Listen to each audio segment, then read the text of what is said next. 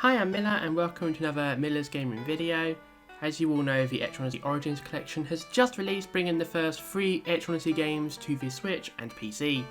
But if you've never played an Etrian game before, what exactly are they about? And are these really the best place to jump in? I'm going to compare each version, give pros and cons to help you come to your own conclusions about where to start.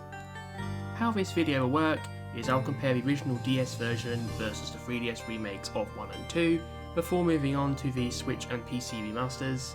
Bear in mind there is no 3DS version of Etrian Odyssey 3, so the closest comparison I can make to that is the DS original. I will also touch on emulation, physical copies, and mods, as well as my personal recommendations at the end. I will not be discussing any of the 3DS games outside of the Untold remakes, so no 4, 5 or Nexus, no Mystery Dungeon games, and definitely no Persona Q. And also I will have summaries and sections, so please use the timestamps below if you only want to see a certain section. With that said, let's begin.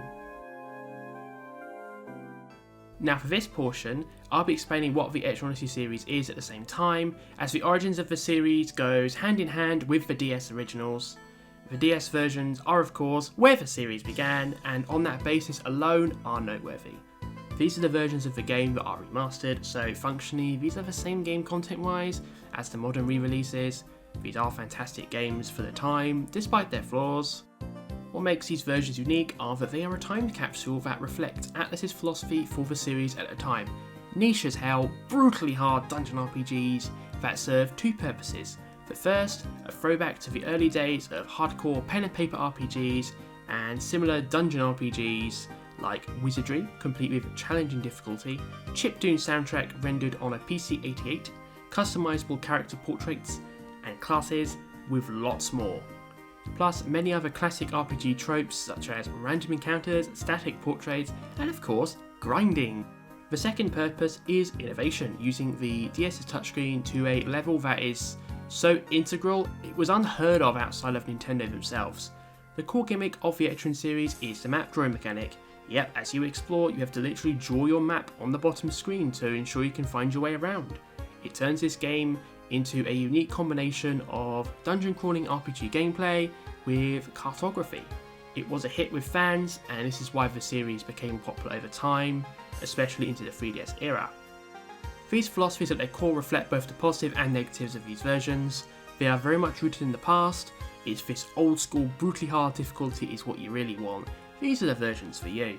If you're more inclined for accessibility or casual play, where you want to see your games in the best possible graphics or have the best possible quality of life features and the like, the other versions are more up your alley. From a collecting perspective, another aspect of Atlus's philosophy reflected in these releases is their approach to the European market at the time.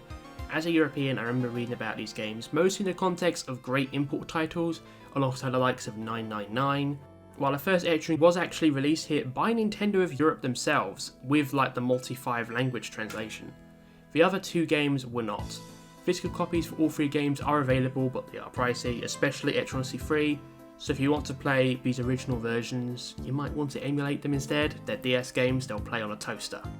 So in summary, the positives are an interesting, unique peek into Atlus's past, showcases where the series began, easy to emulate.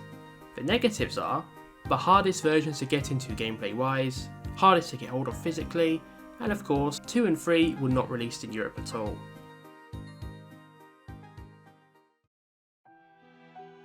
The 3DS is a console where the Etrian Odyssey series really began to take its place among RPG fans, with a combination of both new and old games in the series reborn, as well as of course Persona Q. Atlus's core philosophies for the Etrian series in this time that you can find in all games across the platform can be split into 2 categories: presentation and accessibility. Presentation includes improved dungeon graphics, 3D models for the monsters both in dungeons and in battle, as well as orchestrated music. For accessibility, this includes auto-mapping, which makes the cartography feature mostly optional, difficulty settings, as well as the ability to warp between floors. In relation to the core trilogy, the first 2 Etrian Odyssey games received full remakes, while the third title did not. However, 2 of that game's dungeons did reappear in the 6th game Nexus with the same improvements compared to the original. Therefore, much of what I say below directly relates to 2 Untold games. The 3DS versions had 2 core focuses over the DS originals. The first focus was the story mode, which assigns you a party consisting of a core cast of characters. They were a key part of the marketing after all. That said, the story modes were somewhat controversial as some fans ended up not liking them. This was in part because you could tell this was the Etrian team experimenting a bit, especially in Untold. Additionally, a lot of Dungeon RPG fans prefer not to have preset characters with personalities and prefer the blank slate nature of many RPG parties.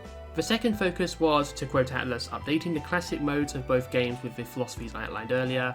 This includes fully reorchestrated remakes of the OST and 3D graphics for all the enemies and FOEs. Additionally, the classes originally added in the story mode of each game have been added in classic mode, so it is possible to play as a Sovereign in classic mode of Etrian Odyssey II Untold with Etrian Odyssey III portraits. That said, there was also the option to listen to the original PC-88 chiptune music in the menu. If you compare the 3DS versions of Etrian 1 and 2 compared to the DS originals, the 3DS classic mode is objectively better because of the various improvements it made. It's easy to get into due to the improved graphics, revamped music, and tweaks to the dungeon design compared to the originals. Therefore, these 3DS versions are the best for newcomers to the series. This especially applies if you want to play the game with the cartography mechanics as close to how they were originally designed and possible on the DS's dual screens. Additionally, the story also serves as an accessibility feature, both in terms of some aspects of the story helping those new to RPGs get immersed, as well as helping those who also need predetermined characters and not static portraits also enjoy the experience more. This content is not in the remastered release as Atlas chose to port the DS originals, hence this story mode is still exclusive to the Untold games. Another angle as to why you may want to check them out is to experience this little curio from Atlas's past. Of course, the elephant in the room, as I said earlier, is there is no remake of Etrian Odyssey III on the 3DS.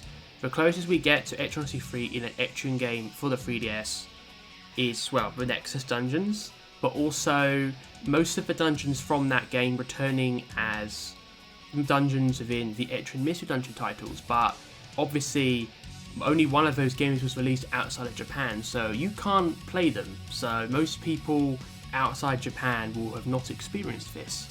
That said, as the 3DS is backwards compatible with the DS, you can play Etrian Odyssey III on your 3DS via backwards compatibility.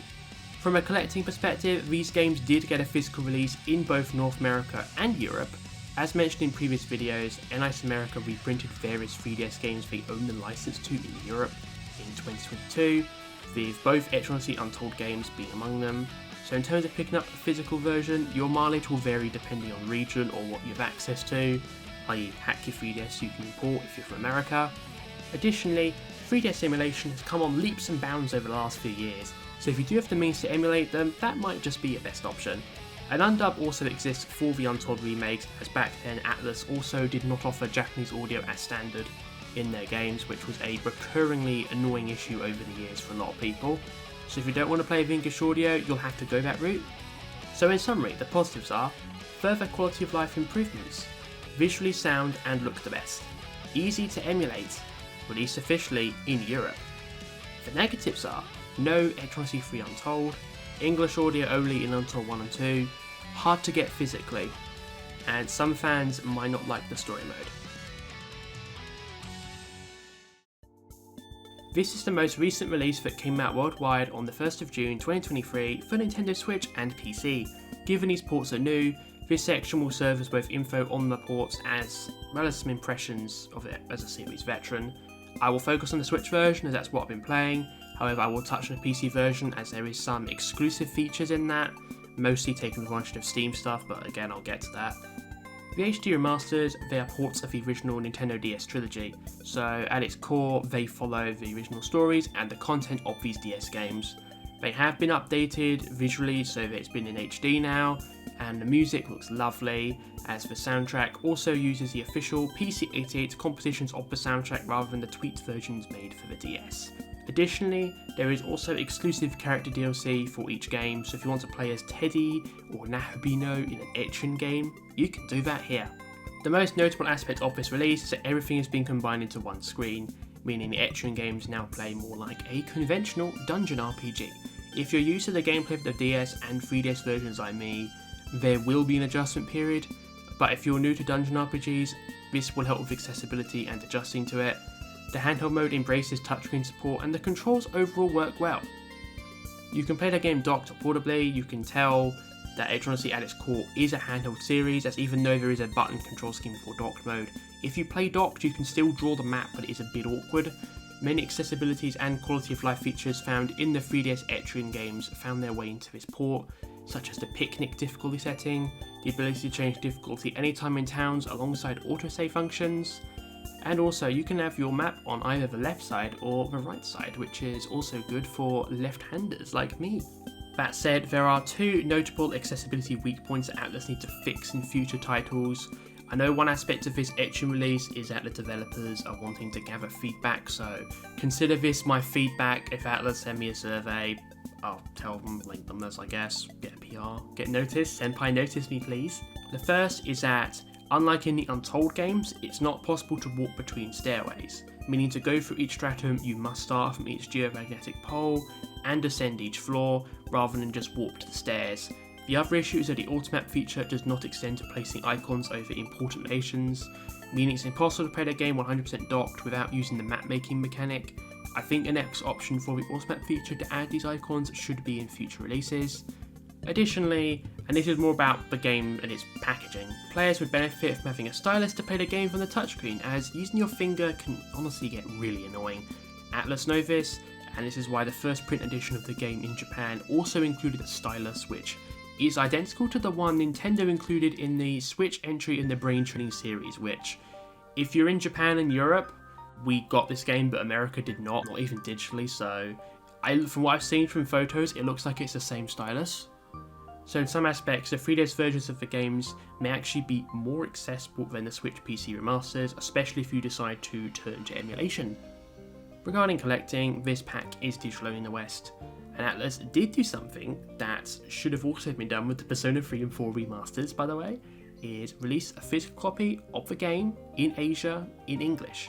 At the time of this video, it is readily available from import sites like PlayAsia, as well as in retail stores over there and a few other import sites like VGP, depending on your local area, but this will change over time, especially once cart manufacturing for the Switch eventually does come to an end many years later.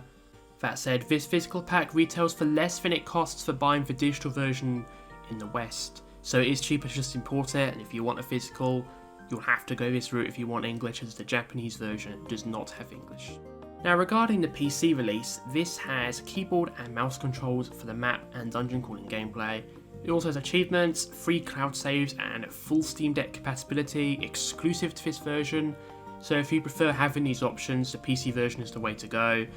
I have tried dungeon crawlers on PC, I can't do it, so it's got to be a console for me. Additionally, if you are a content creator or a streamer, because it's easier to record and stream gameplay on PC, this may be the best version for you. There's also lots of longer term modding potential as well, such as replacing the soundtrack with the orchestrated version, so going through other Untold games and the Nexus and fan dojins to make a custom soundtrack, that'd be really cool. Replacing the character portraits with custom rips, i.e. Shrek and SpongeBob please and thank you, and maybe even mods in the future that go towards level design and full revamps. If any kind of hacking scene for the Etrian series does arise, it will likely be from these PC remasters. That said, this PC version does have de nouveau, so unless Sega decide to move that down the line like they've done for some other games, this will likely be a deal breaker, and I think this is definitely worth mentioning. Well known how bad de nouveau is, and I'm not going into that here. That said, there are two more other positives I want to touch on, for kind of Steam and also in general with the Switch as well. The Steam release will be available for a very long time, long after the Switch version has been discontinued. This means long term, the Steam port will be the most accessible version, especially when it goes on sale. In fact, speaking of Steam sales, I believe the sales potential for what is an overpriced release in the West, which is $80 USD for these games as a bundle, or like 35 separately, which is obscene, is basically how Atlus plans to make money from these ports long term. So if you're looking to get the cheapest possible version of these games now or in the future, wait for sales on PC. Final thing to touch on before the summary, Atlus localized this remaster package into way more languages than just English, so if French, Spanish in Spain, German, Italian, traditional Chinese, simplified Chinese, or Korean are your native languages, you can just jump in and play this Origins Collection in your native language. But as I mentioned earlier, the Southeast Asian version is the only way to play the games in English physically. There is no European languages on it, unfortunately, so don't get the Southeast Asian physical if you can't read English or Chinese. So in summary, for the remastered versions, the positives are further quality of life improvements compared to the DS originals, accessible to players used to conventional dungeon RPGs, long-term availability on PC, Steam Deck and Switch touchscreen compatibility, applies into multiple European languages.